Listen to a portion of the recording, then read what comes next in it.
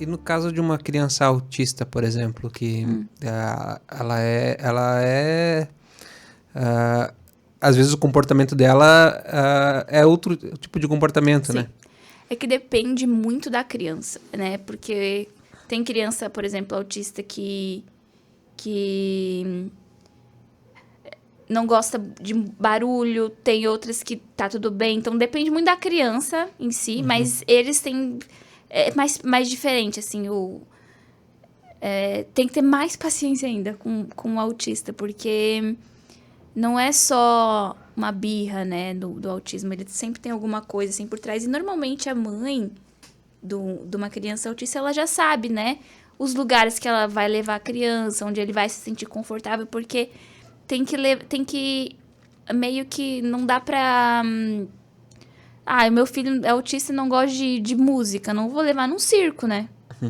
Né? Eu não vou levar num circo. Então, Tem que ser coerente tem que ser coerente à criança mesma, né? As questões da criança. Mas o autismo, ele é mais... É uma outra linha, assim. Depende muito, assim, da criança. tem que fazer um outro estudo. É diferente. É porque assim. a mãe nunca... Ela, principalmente no começo, quando a criança não é diagnosticada ainda, ela não sabe. Ainda mais se for um autismo leve e tal. Sempre tem aquela dúvida, né? Será que o meu filho, ele tem esse comportamento? Ou será que ele é autista? Sim, tem muita, muita, muita. É porque hoje em dia, as pessoas, as crianças, elas podem ter alguns atrasos durante a vida dela. Por exemplo, meu filho, ele teve atraso na fala. Mas, por quê? Porque a gente veio de uma pandemia. Então, na pandemia, não se tinha contato com pessoas. Então, ele não falou, simplesmente. Ele só tinha eu e o pai em casa e ele teve um atraso na fala. E aí, seria um sinal para um autismo? Talvez sim, porque, por exemplo, existem vários sinais que um autista pode dar, uma criança autista, né? Seja atrasos em geral, né? Comportamentos também. Então, não dá pra também pensar, meu filho teve atraso na fala, né, ele é autista. Talvez não, né? Então, é importante sempre ter um diagnóstico com... O médico tem que diagnosticar, tem que... É a praxia da fala, né? É isso que você... Aí, o primeiro filho, tu tinha quantos anos? Tinha 20 e... 26. E o segundo com 28? 7. 27? Nossa, bem pertinho. Sim, eles têm...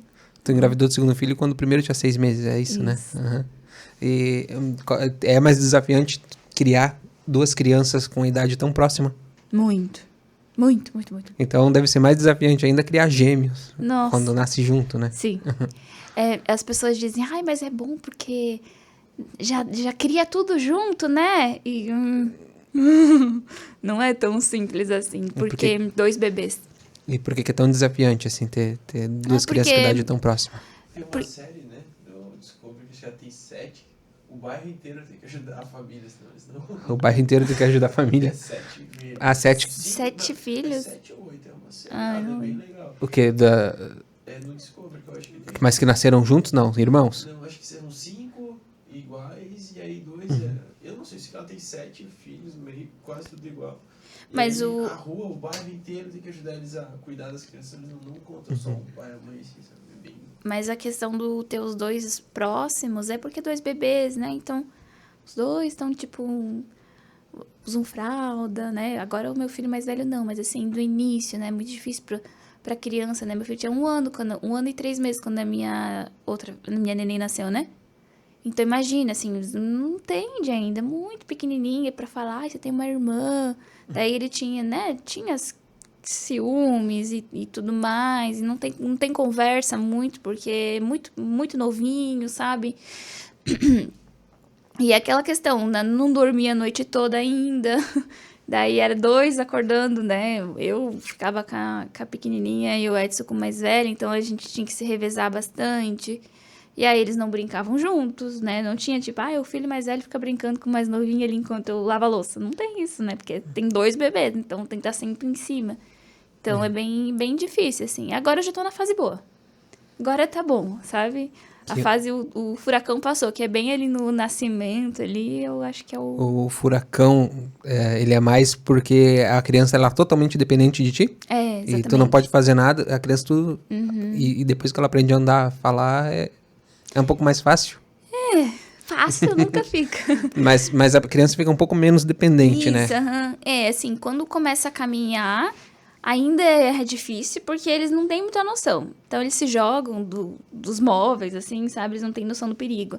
E agora, quando ela fez 2 aninhos, né? Então, agora ela já fala, a gente tem um diálogo com ela. Então, você, né? Quando é pequenininho, chora pra tudo. Então, você tem que descobrir por que a criança tá chorando. Será que é fome? Será que é sono? Então, você tem que sempre estar naquela, né?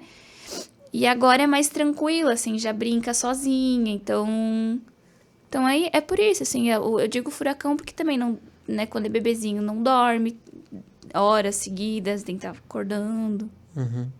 Tu teve uma rede de apoio, porque tu viajou pro Egito, né? Vocês dois viajaram pro Egito? Sim. E deixaram as crianças? Sim. Com quem? Com minha mãe. Não, as primeiras vezes, né? Foi essa e foi...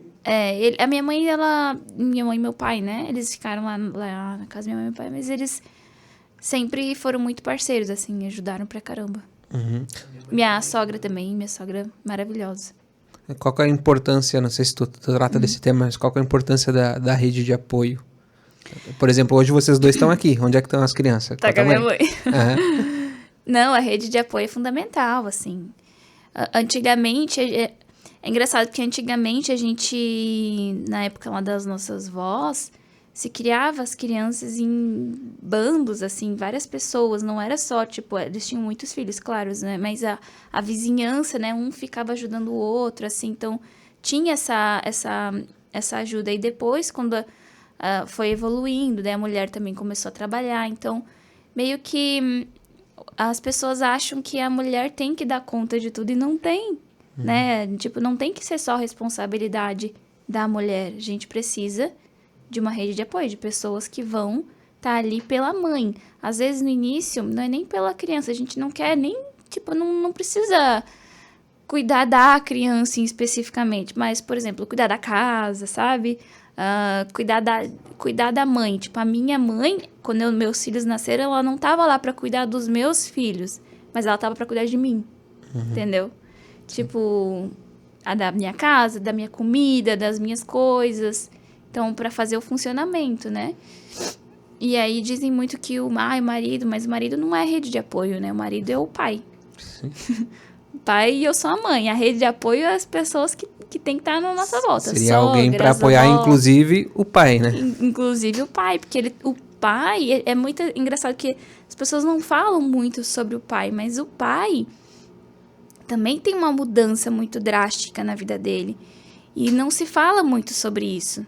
Né, sobre porque o pai tem um papel muito importante, porque ele é o pai, né, afinal, mas na vida dele, assim, ele também faz essa transição do homem que eu era antes para agora o pai que eu me tornei, entendeu? O que eu vou ser.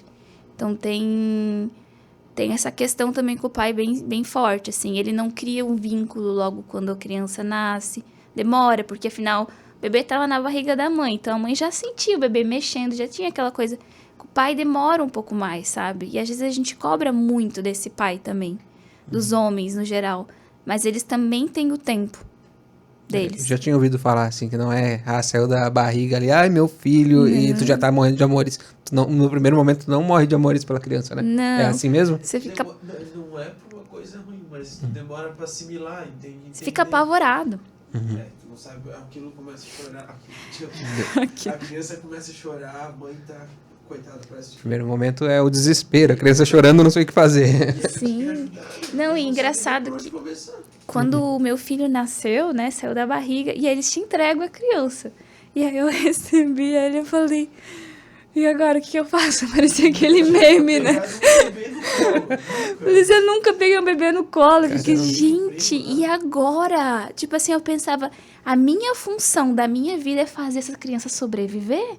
Eu preciso fazer ele viver. Então, Daí você fica desesperada. Meu Deus, tá com fome. Aí você... E tá sempre... Tudo que é fome cólica, né? Nossa. Quando nasce, a criança chorou. Ou é fome, é cólica. Ela não pode simplesmente chorar, né? Ela tem que ter um diagnóstico, né? E aí tem isso, assim. Nossa, quando a gente chegou da maternidade em casa, a gente se olhou e pensou, Jesus, e agora, gente? Que será de nós? Que as crianças têm várias fases, né? Quando a gente foi pra São Paulo, tava numa fase, nossa, ele era muito bonzinho, tipo assim, muito quietinho, né? A gente fala, nossa, vamos se dar bem. Foi eu e ela e o bebê pra São Paulo. Uhum. O pessoal tá ouvindo ele? Eu acho que bem baixinho. Quem tá ouvindo no celular, possivelmente não. Porque 2 meses depois, ela engravidou de novo e tipo, a gente já tava tipo, assustado, já não sabia mais, perdeu o controle, né? Isso. E foi um dos motivos da gente voltar pra ficar mais perto dessa rede de apoio. Da rede de apoio. Inclusive, você falou da rede de apoio. Um dos motivos da gente voltar de São Paulo. É que a gente não terminou aquele assunto, né? Vocês foram pra São Paulo, aí não ficaram muito tempo lá e voltaram pra Balneário. Porque a gente foi pra lá, a gente morou 1 ano, né? 1 ano. Específico. Mas deu 3 meses e já fechou tudo. E aí a ideia de morar em São Paulo era fazer o contato, né? O network com as pessoas e nos eventos. E do nada não tinha mais nada disso. Não tinha mais. Não tinha, virou tudo online, né? As reuniões, tudo, né? O pessoal se adaptou muito a isso, né? As reuniões, né? Através lá do aplicativo, enfim. E aí, a gente se viu muito sozinho lá em São Paulo. Muito, assim. A gente se olhava e falava, nossa, final de semana não tinha um amigo, sabe? A gente morava numa casa muito legal. E aí, a gente falava, mas não adianta, né? Ter uma casa legal, grande, e não ter os amigos pra receber, né? Então, a gente se sentiu muito sozinho. E aí, com mais um bebezinho, né? Porque a Maia, ela não foi planejada, minha segunda filha. Ela veio no susto. E aí, ela foi muito desejada por nós. Mas não tinha sido planejada naquele momento. E aí, veio. E aí, quando ela tinha 3 meses, eu falei, a gente volta. Ou a gente volta, ou eu vou entrar numa depressão. Porque eu não aguento mais. Eu preciso, tipo, de pessoas da minha rede de apoio, da minha família. E aí foi quando a gente decidiu voltar.